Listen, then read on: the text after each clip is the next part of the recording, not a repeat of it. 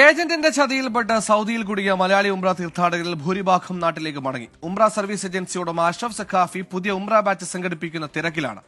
ഈ മാസം തന്നെ പുതിയ 2 ബാച്ചുകൾ സംഘടിപ്പിക്കുമെന്ന് ഇയാളുടെ വോയിസ് മെസ്സേജ് പുറത്തുവന്നു.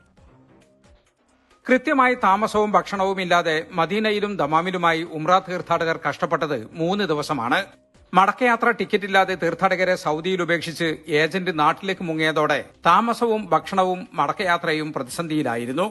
സുമനസുകളുടെ സഹായത്തോടെ വിമാന ടിക്കറ്റ് എടുത്ത് തീർത്ഥാടകർ ഇന്ന് ദമാം വഴി നാട്ടിലേക്ക് മടങ്ങി. മുഹമ്മദിയ ഹജ്ജ് ഉംറ സർവീസ് ഉടമ കർണാടകയിലെ പുത്തൂർ സ്വദേശി അഷ്റഫ് സഖാഫിക്കെതിരെ നിയമ നടപടി സ്വീകരിക്കാൻ ഒരുങ്ങുകയാണ് തീർത്ഥാടകർ. അതിനിടെ പുതിയ ഉംറ ബാച്ച് സംഘടിപ്പിക്കുന്ന തിരക്കിലാണ് സർവീസ് ഏജൻസി.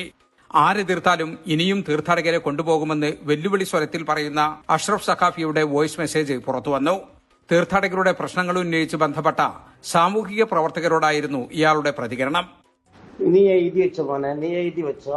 ജനുവരി 24-നും ജനുവരി 21-നും ഞാൻ ബാച്ച് കൊണ്ടുപോകും. എഴുതി വെച്ചോ.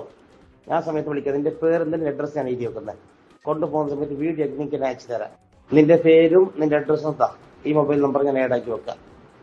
നോക്കണം അങ്ങനത്തെ ആണ് മോനി എങ്കില് ഇൻഷാ അല്ലാഹ് ചാലഞ്ച്.